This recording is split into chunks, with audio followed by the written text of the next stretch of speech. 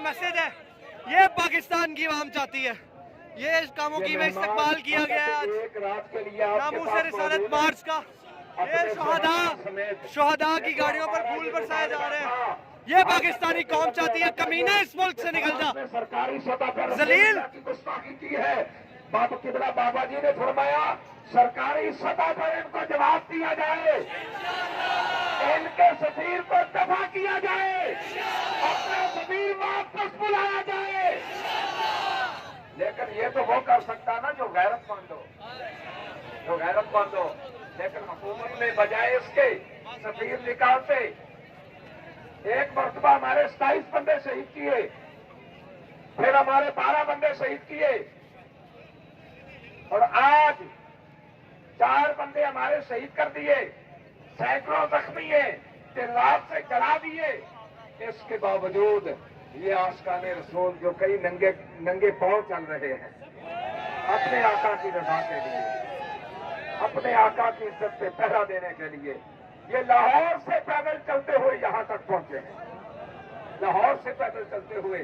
और उन बदमाशों और गुंडों को मैं बता देना चाहता हूं कि हमारे टैक्सों पे पल के हम ही पे गोलियां बरसाते हो। बस इस जुल्म का दौर खत्म हुआ चाहता है, अब गोली नहीं चलेगी, अब गोली नहीं चलेगी। और ये कारवां इंशाअल्लाह अज़ीज़ चलता रहेगा, ये कारवां चलता रहेगा।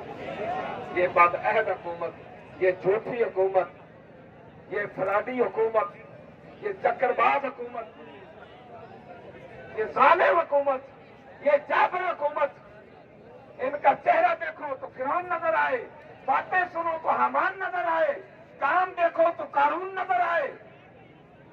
आशिकाने रसूल पे गोलियां बरसा रहे हैं। ये वैसी हैं, ये दरिंदे हैं, हुक्मरान नहीं है।